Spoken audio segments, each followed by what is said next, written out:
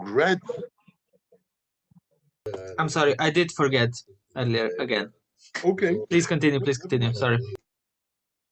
Okay, the thin concept, they are graded. So good is the thinnest or purest case of a moral concept. So not only is it universal, but it has no meaning, descriptive meaning, or restriction, semantic restriction, and whatsoever. It's only a normative plus or minus, good and bad. Right is still very thin, but has to do already with some kind of beauty or justice. So you can see that gradually the thin concepts become thicker and thicker. And the same applies in the thick concepts. There are thicker and thinner concepts. But the only purpose I bring this distinction between thin and thick is to make the claim, which is for me methodologically important, that toleration is a thick concept. It's not universal. It's local, if you like. It has a very rich, descriptive, non-normative content, without which we cannot understand it. So my historical claim is that the Greeks had no concept of toleration, maybe things which are similar, but nothing of the sort that we find in John Locke, John Stuart Mill, or John Rawls. So in that respect, toleration is historically local and belongs only to the very a small part of human history. So if we think about the history of the concept of toleration, the concept is new, historically speaking, modern, in the sense that it was formed gradually in the 16th century, but mostly in the 17th century. And I mentioned Locke, and then in the 18th century, Kant, and then in 19th century Mill, and the Rawls and many others in the 20th century. And the concept is doing an important work also in the 21st century, but not in all societies. There are societies which do not really much care for the idea of toleration. If you speak about dictatorships or fascist cultures, or then toleration doesn't make much sense. Or if you live in a society in which the is based on fraternity, or let's say a tribal communal society in which people care for each other as a matter of natural affection, then again, like a family, a family doesn't need the concept of toleration. So Bernard Williams, about 25 years ago, called toleration an interim virtue. Interim virtue in the sense that it is very important historically and politically speaking, but only for temporarily, for a certain period of time. Which period of time? That between a society based, or political ideology based on persecution, to that of full acceptance. So we'll see exactly historically the idea of toleration started with the religious wars in Europe, which cost Europe a tremendous price in human blood and destruction, because it was based on religious persecution from all sides. So that led to wars, to futile wars. And at a certain point, people realized, philosophers and politicians, that maybe some more peaceful attitude to the other would make sense. And that's when the idea of toleration was gradually developing, or gradually developed. Now, we are maybe, in my sense, even hopefully getting to the end of that period of the development of toleration, because we are, at least in liberal societies, we are reaching the phase of full acceptance. We want people not to be tolerated, but to be recognized and fully accepted. Now, there are many illustrations for this idea of interim value, and the best one is the relation of um, society to homosexuality. Till a few decades ago, and in many parts of the world, they are still stuck today with a persecutory idea of dealing with homosexuality. So homosexuals are persecuted because they're considered to be sinners or doing unnatural things, and that they should be changed. So that's where toleration starts to play an important role. And second phase, that was of toleration, that gradually the persecution stopped, and the rules or laws against homosexuality were rescinded, and homosexuals became tolerated. But at a certain stage, when the homosexual community defined itself in more self-confident ways, they were not happy with being just tolerated. They wanted to be equal, fully recognized, accepted as everyone else. And that does stand in some tension with being tolerated, as we all feel. We'll see immediately how it works in conceptual analysis, but we intuitively accept now the idea that homosexuality is not enough to be tolerated, or not enough for certain races, African Americans, to be tolerated by society. That sounds to us exactly as it sounded to Thomas Paine. Just to remind you, the withholding the liberty and the other granting it. We do not want to be granted with some nice or let's say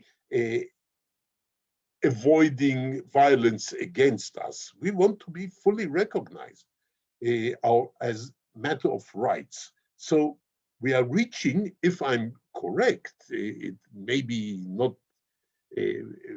very soon, but hopefully we are getting into a stage in liberal societies in which toleration will have a much weaker or lesser role than in the past. So my philosophical question is now, where does it leave us? What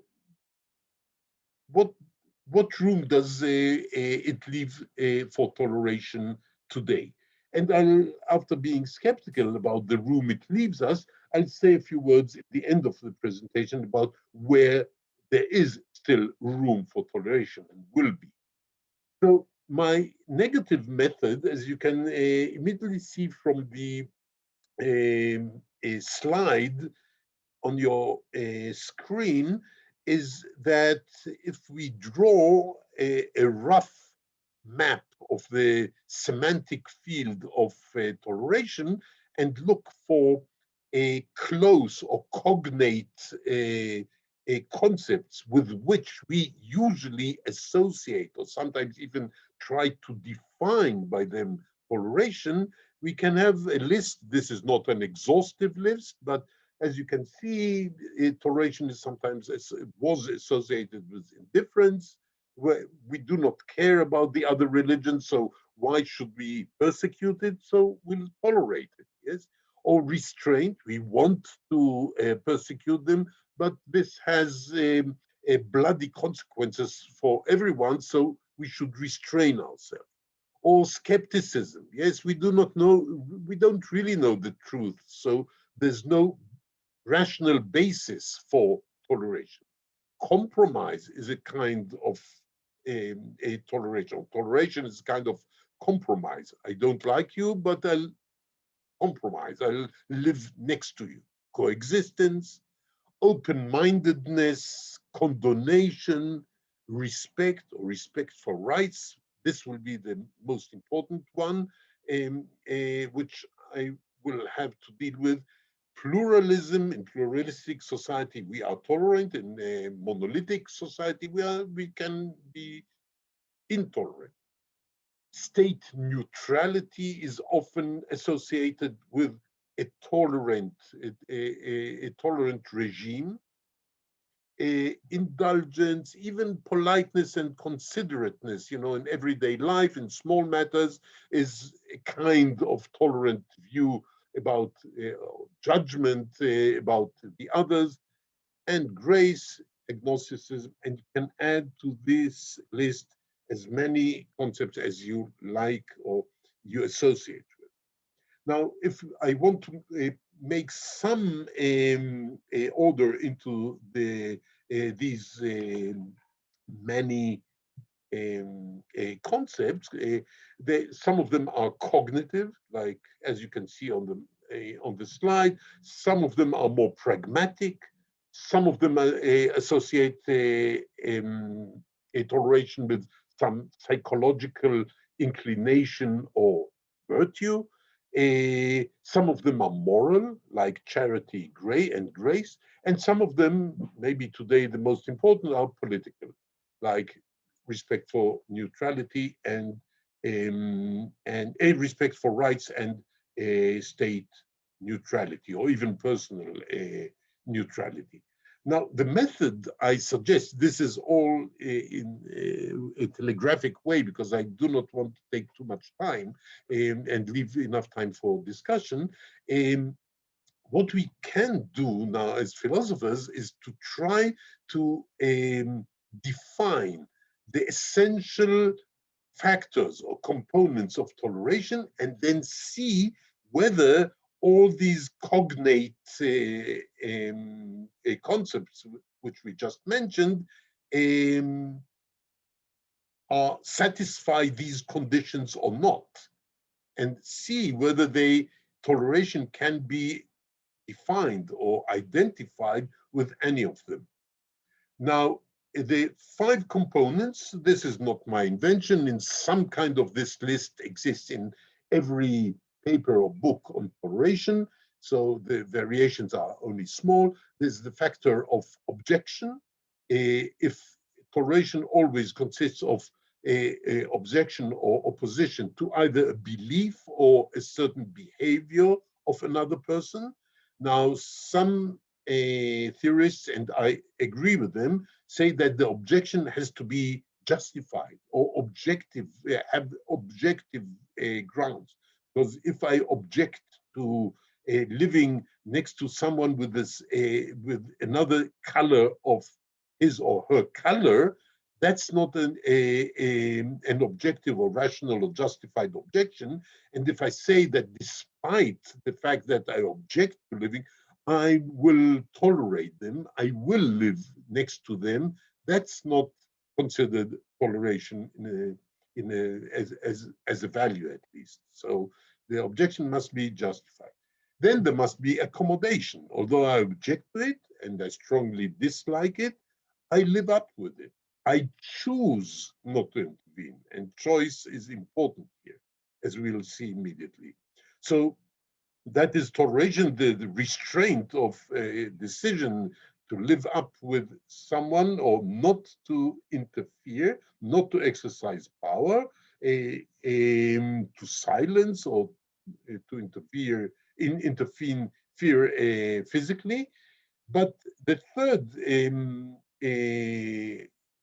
condition of toleration is that it causes me some burden or pain or suffering. Therefore, the term tolerare in Latin means carrying a burden, like a donkey carrying something very heavy. So toleration is not an easy, it's, as we'll see, it's not indifference. It's something that the accommodation has a price, causes me some uneasiness or burden or suffering. The fourth condition is that I have the power to interfere, to intervene.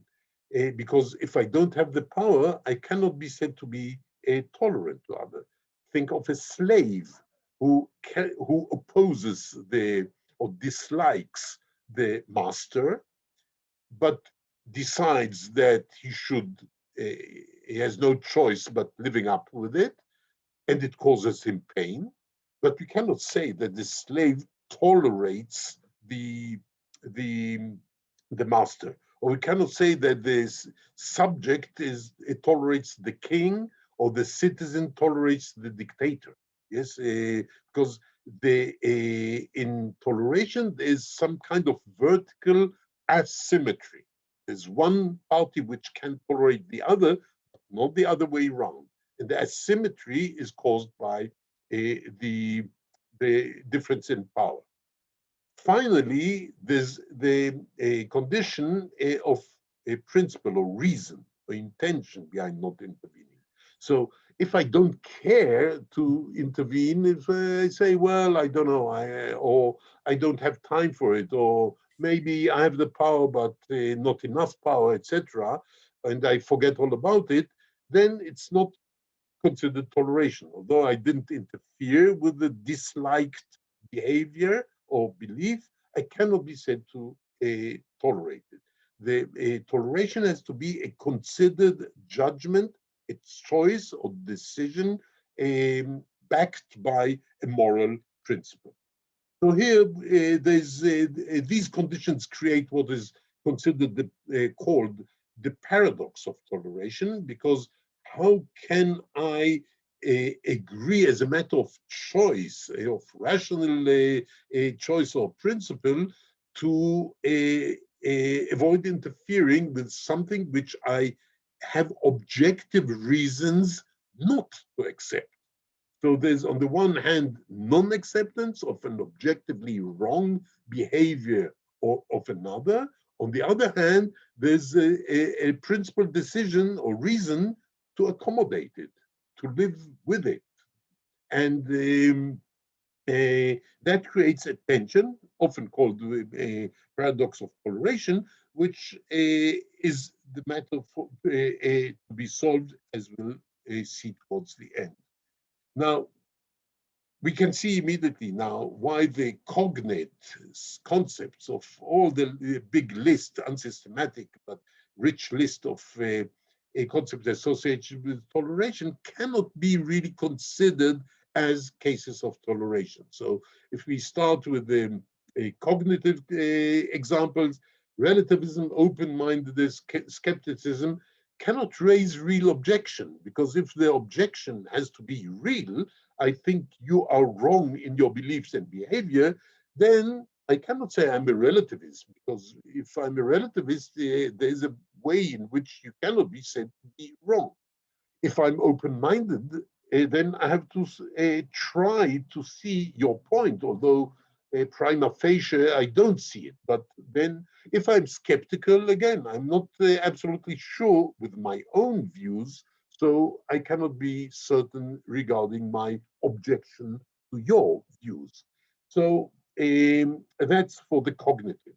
Pragmatic compromise or peace or coexistence are not exactly cases of toleration, although they were associated or even defined toleration in the 16th and 17th century. Because from our point of view today, these are ad hoc and non-principled cases of motivated by pragmatic reasons, while toleration is not ad hoc. It's a principled view of another race or another community or way of life. So it cannot be ad hoc unless we want to say that toleration is just a pragmatic kind of attitude to differences, which I don't believe any serious theorist of toleration would want to adopt. Psychological virtues such as patience or endurance, which we mentioned, they are more toleration, but just psychological inclinations or character traits which are instrumental and might very much help psychologically, sociologically, help us in adopting a tolerant view of others, but they are not themselves a sort of toleration. They are just character traits, and these character traits are serve us in many other fields outside toleration. Charity and grace, the moral virtues, are close to toleration, but again, we go back to Paine and to Kant, they are condescending. They are like the a medieval king which exercises pardon as a kind of tolerance of his subjects, but they are looking from up to down to the tolerated party. And as we see, the tolerated party does not want to be considered as just a child in which to which the parent shows toleration, quote unquote, just because he or she is a child. Finally, and most importantly, the political. Here I can, get close to my thesis. In liberal society, we want to have the regime, political regime, based on rights and respects for rights and recognition, at least state recognition, even if not personal recognition of other citizens, but state recognition of all in of all sub-communities in that society. And as I want to claim is that respect for rights should not, or does not, but even if it does, it should not involve pain or suffering. If I avoid stealing from you, robbing you, raping you, that does not, it should not involve pain in me. Because if it's motivated by the recognition of your right to bodily integrity, life, to property, etc., then that's it. In the same way, I want you to respect my rights. I want you want my rights to be respected by me. So that should not create a paradox in the same sense that toleration necessarily or inevitably causes some pain to the tolerator. Now, I also, if that is correct, and I don't have time to develop it, but you'll definitely ask me about that in the discussion period, which we are getting close to. I don't want to, I think there's a contradiction between the idea of state neutrality versus different communities and values and toleration. I want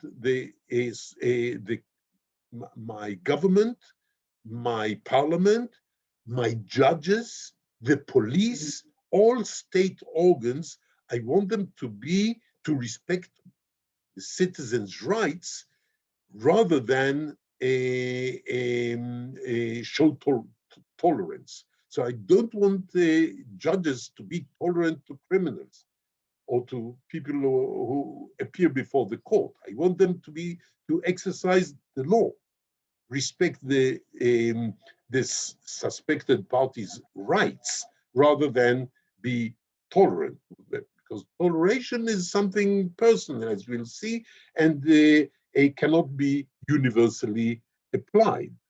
So the law must not be tolerant. And if we use, we say that the new law for some feminist issue is tolerant, we immediately suspect there's something wrong in it. It must be fair, it must be right, it must be equal, it must be neutral, morally speaking, it must be universal, but not tolerant.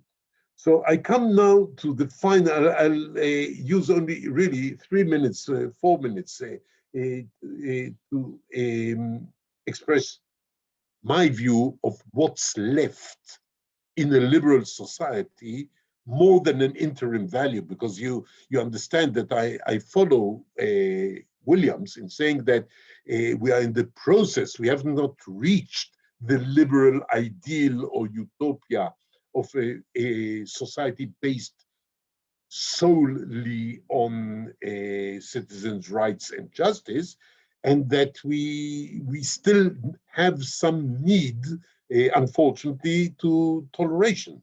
And toleration is always, always, always better than persecution or violence, of course. So I have nothing against toleration as a pragmatic or empirical fact in current politics. But as a political ideal, I think we, as Wittgenstein's ladder, we should get we should get ultimately rid of it. What will be left? I call it the moral, not political virtue. Therefore, I called one of my articles on toleration, toleration moral, not political, following Rawls's title about justice. So it's shown, it's not shown by the state, but it may be shown by individuals and communities. So I think on the personal level, you can be tolerant to the noise made by your neighbor after midnight. So in that sense, this is toleration. And we can show also between communities. So a community can be tolerant to other communities. For example, when communities exercise, do some kind of behavior beyond their rights, or some things which would be a cause for complaint from our point of view, and our rights as a community, but we don't insist on it. So toleration has that, what I call the personal rather than the impersonal virtue. The impersonal belongs to the state. It must always be exercise impersonal virtues and principles, while individuals can show some measure of indulgence or patience, or what I call not insisting on one's rights. So I have the right to stop you making noise after midnight and calling the police, and some people do. And there's no reason to judge these people negatively. They exercise their right and in an irrational way. But still, if I'm a good neighbor, I say, well, I'll have a sleepless night, but they enjoy the annual party. So I'm not insisting on my right. This is a kind of typical kind of toleration, which is a virtue, but it's not obligatory. And therefore, I call that the third claim that I'm making. It's a supererogatory kind of attitude. It's like forgiveness or like charity, that I'm not obliged, but I may, and if I do exercise forgiveness, charity, or toleration, I show a certain kind of virtue. It is a moral, I may be praised for such a tolerant attitude. Again, not a judge, not a policeman, not a government minister, but a person or a group of persons doing so. Final sentence in black letter on the last slide. Here, I'm going back to St. Augustine, the church father from the 3rd and 4th century AD. He didn't call it toleration, but he believed that we should distinguish between the sinner and the sin.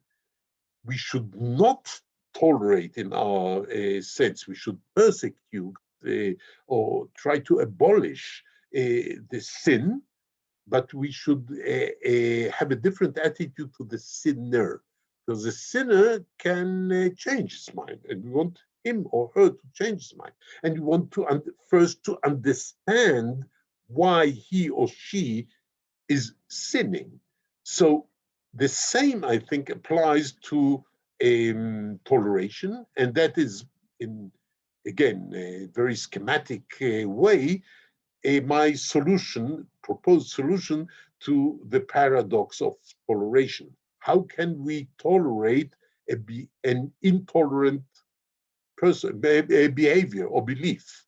How can we tolerate the wrong belief?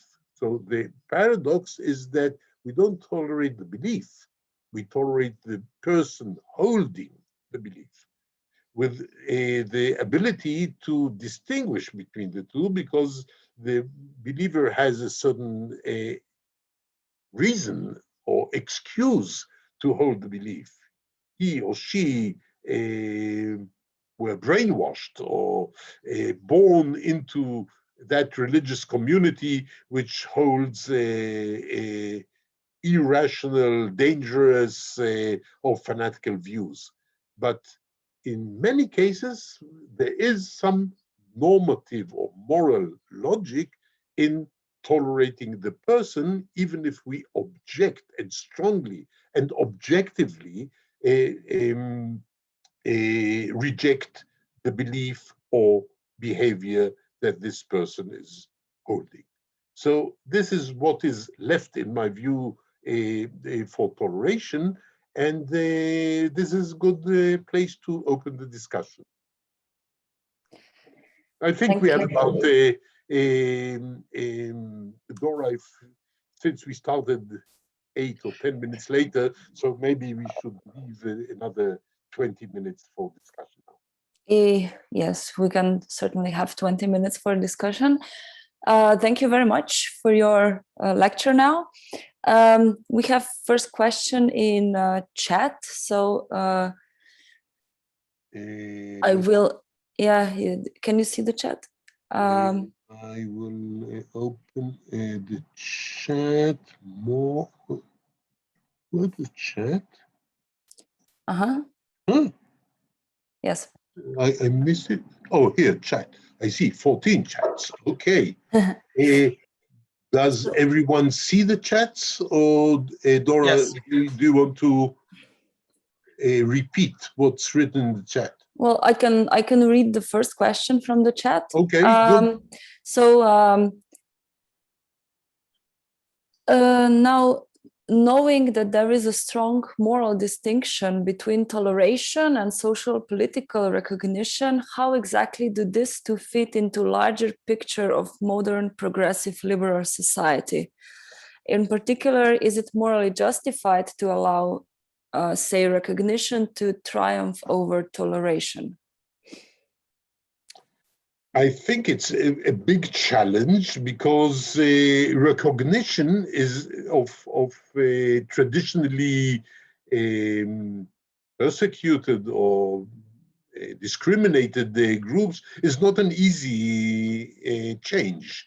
But I think it's the goal in every liberal society. And as I said, I think maybe it's a utopia that ultimately we won't need any kind of toleration towards minority groups or religious or ethnic minorities, etc.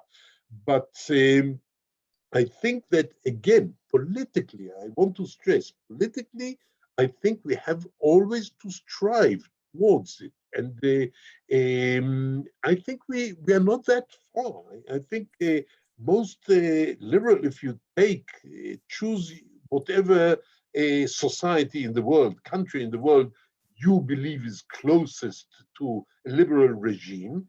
And I believe that you'll see that there's little room left for toleration, again, on part of the state. Regarding communities, that will be much more difficult. And therefore, I wanted to leave room for toleration between ethnic minorities and majorities, because they are motivated like individual persons by psychology, superstitions, mistakes, all kinds of biases over which they have to overcome. And if they do not manage to fully overcome them, at least they have to adopt a more restraint in their actual attitude to the other, which is a kind of toleration. So I I I think that in that utopia, the country based on a recognition of rights, we won't need toleration in the same manner as we don't need toleration within a family or within a loving relationship. If you love someone, you really love someone, or a very good friendship, we don't need toleration. We need understanding, we need sometimes compromise, but not toleration. Yes, there we don't need even rights. I mean, because these are personal relations. And toleration is, again, a principled attitude. It's a moral principle which many people believe, unlike me, that it's a duty. But what can make it a duty? Why should it be a duty if we better have a duty to respect? That's a much easier and clearer duty to respect the rights of the other. So toleration, we don't need toleration in that respect. Okay. Nazmia, you have one question. You raised your hand. Yes. Thank you. Thank you. My question is more related to the perspective of those being tolerated and how this affects the liberal ideal of a society. Because, for instance, I see with the civil rights movement in America, Malcolm X always emphasized how if we're asking for equality from the white man, we're being condescendent. But this is a separatist idea, and we don't want that in the liberal idea. We want everyone to coexist peacefully. But there's still this mentality of we asked for our equality. So how do you think that perspective of being tolerated impacts that liberal ideal, and how can we surpass it in a sense? Well, I go back, the African-American example is wonderful because in the 60s, the civil rights movement started, although they demanded civil rights, the first effect was much more toleration of the African-American community. But from the 1980s already onwards till our day, very present days, the African-American society community is not satisfied with the tolerant attitude. As they say, they want equality. But I ask you, as in philosophical terms, how can toleration achieve equality? It cannot, because toleration is ad hoc or local. I mean, I can tolerate one of my neighbors, but that doesn't mean that I tolerate the others. It's not a universal demand. It's nice that I tolerate one a neighbor holding a party, but the other neighbor cannot complain against me when I call the police a week later when the other neighbor is making that noise, because toleration is not universalized. I don't have that duty of toleration, because if you want to say that the demand of toleration is a universal duty, then what is the difference between toleration and respecting rights? There's nothing left to distinguish between them. The whole idea of toleration is that, look, The Protestants, we Catholics hate the Protestants, so we persecute them. But that doesn't mean that, and it didn't mean that necessarily persecute the Jews or the Muslims. We have a political fight, and we decide that we had enough blood shed, so now we tolerate them if we are the government. And that doesn't mean that we tolerate others. So we go on persecuting the Muslims or the Jews or the Buddhists. So toleration cannot do the same work as respect for rights, which I believe is the ultimate ideal of the liberal society or government. Thank you. Hendrik, could I ask you for a question? Yes, or it's maybe rather a comment, but I kind of have a problem with the idea of toleration, because for me it means that a person, well, that we have to intervene, because if we tolerate the person, we have to say, if someone says something horrible, we would disagree, we would have to say that this is wrong, because otherwise we would not treat him as an end.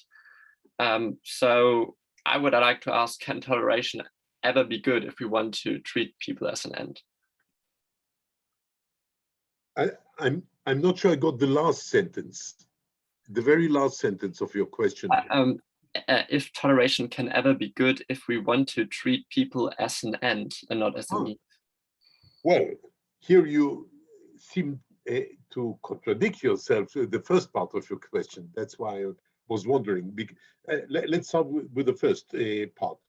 This was the main argument against toleration in the 16th and 17th century. It was fiercely attacked, and if you read the text mentioning the concept of toleration in the 16th century, it's still considered a negative attitude because it's considered feeble, weak.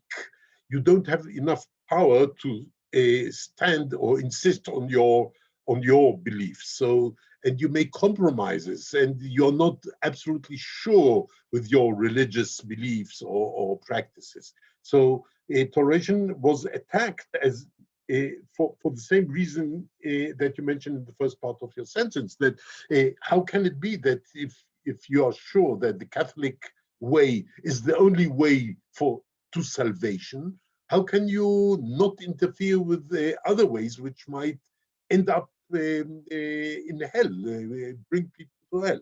So that was a very strong point. And indeed, for example, we don't tolerate scientists who hold unscientific views or completely misguided wrong views. We don't put them in prison because we as scientists don't have the power to do so. But we don't publish their papers in our journals, or we don't invite them to conferences. So this is intolerance, if you like, non-acceptance. But when it gets to politics, people realize in the last 300 years, we lost something we had, at least in European, but also in most other societies, which is a certain monolithic view of in religion, you know, and in moral values. We, for all kinds of historical reasons, we have become pluralistic societies. Immigration, globalization, all kinds of reasons, capitalism. So we have now to face the fact that we live in societies in which people have radically different views about matters in which we have very strong feelings of knowing the truth. So we have to reach some kind of agreement. That is what liberalism is all about. And here comes the idea of toleration, that we have to let go in some of our moral and normative religious commitments, and let others exercise their views and practices just in order to be able to live in the same society, which is, we are condemned to live with them. The second phase of liberalism is now that we may find a systematic way of living with others using the idea of rights.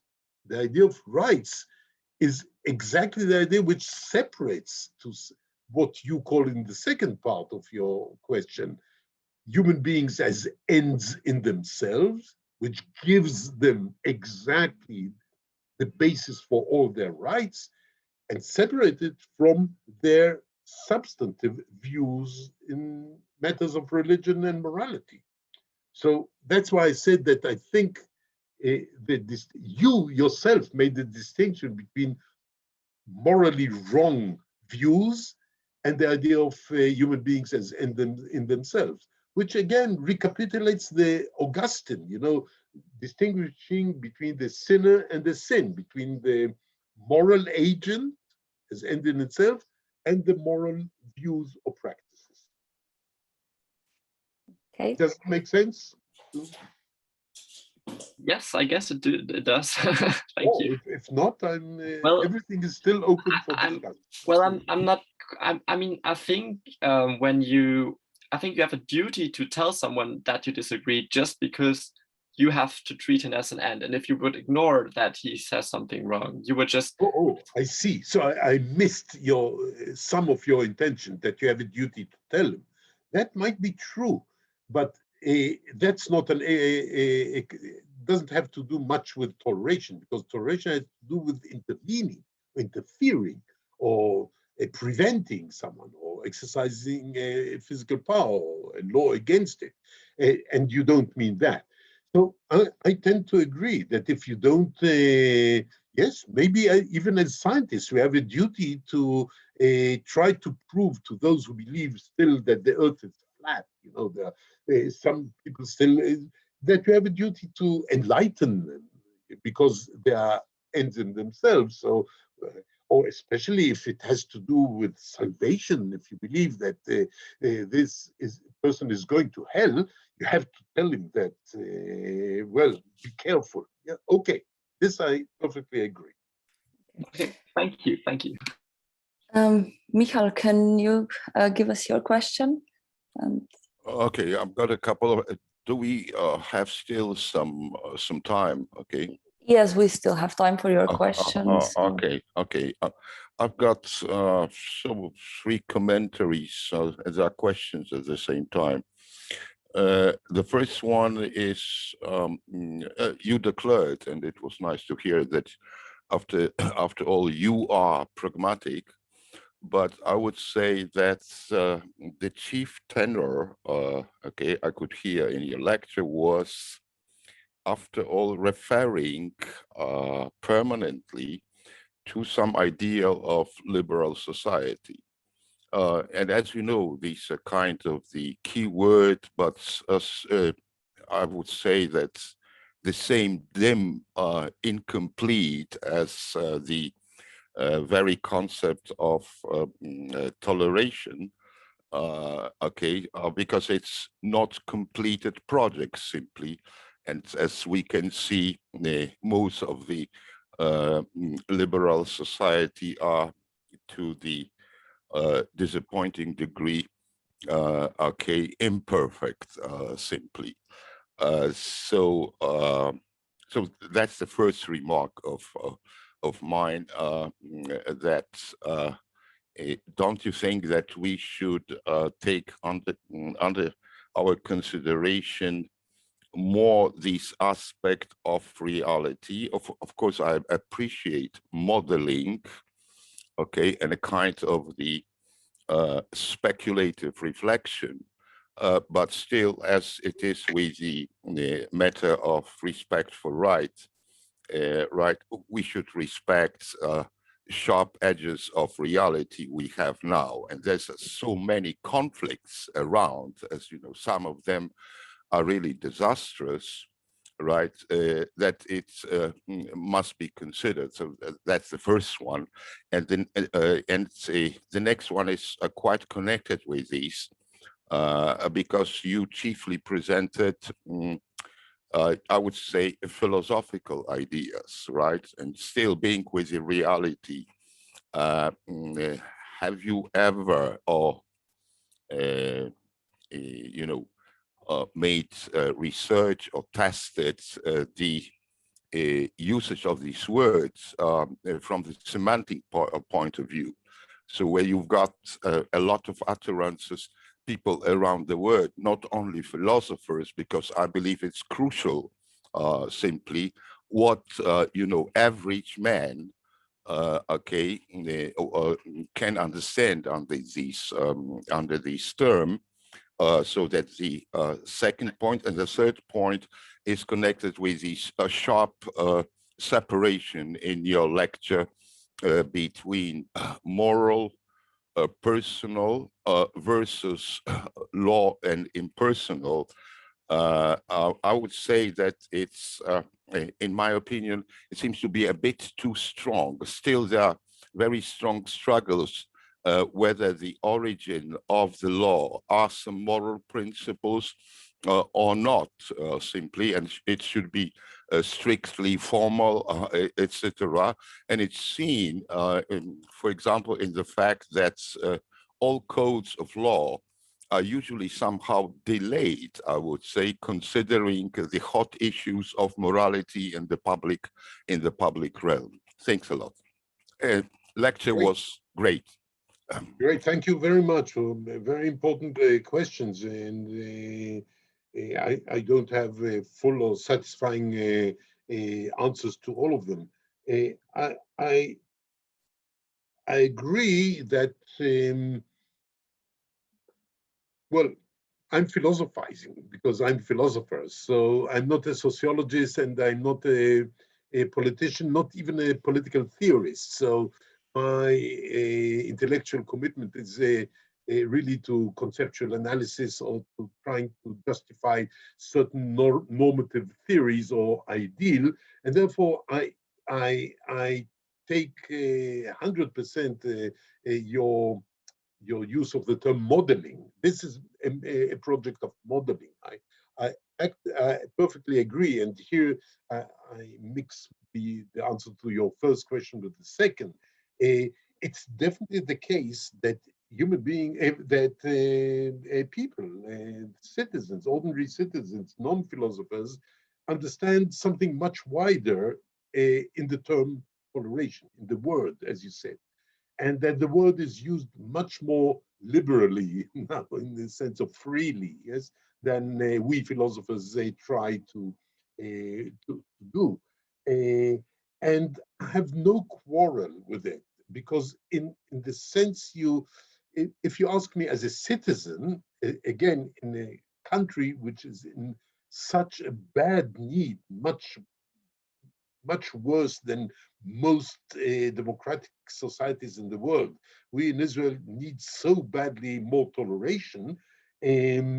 I can testify that I was part of a group in the Ministry of Education trying to form a program of educational program for the promotion of toleration, and so.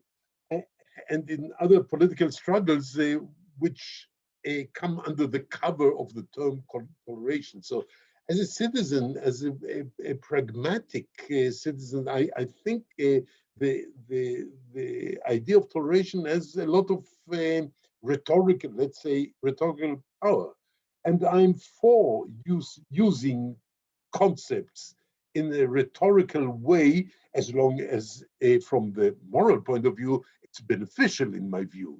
So that includes toleration. So I don't want to put it out of law, expel it from the rhetoric or the discourse, political discourse in our societies. But as a philosopher, I'm trying to make sense of it, or to justify it in non-pragmatic sense, and to distill it from the many uses of made by people. And to tell you the truth, my motivation was also to polemical with other philosophers, not just ordinary citizens, who I think confuse the term toleration with, for example, recognition. There's Galeotti, a very important theorist on toleration, Italian woman who has done remarkable work on toleration. She calls it toleration's recognition. So for her, toleration is shown by the fact that we are more and more showing recognition of groups. I think it's philosophically confusing, even if it does no harm politically in our struggles. And as regards to the distinction between politics and morality, again, I think it's schematic, and it's in this case of analysis of toleration, it's a bit ad hoc, but I think it conveys well my view that we are under moral obligation or of, let's say, virtue in the personal sphere, but I want to expel the idea of toleration from the political sphere, namely from state law. I don't want laws to be tolerant. I don't want judges to be tolerant. I don't want a policeman to be tolerant. I don't want my municipality to be tolerant to citizens who don't pay their taxes, etc. Because I think that toleration is unfair, is shown only to some people and not to others, and that's why it's not universal. It should. Okay, thank you very much. I'll have to stop the discussion here because Professor Malibu is already with us. Oh, good. Yeah. Yes, but So, you are invited to stay if you would like. okay.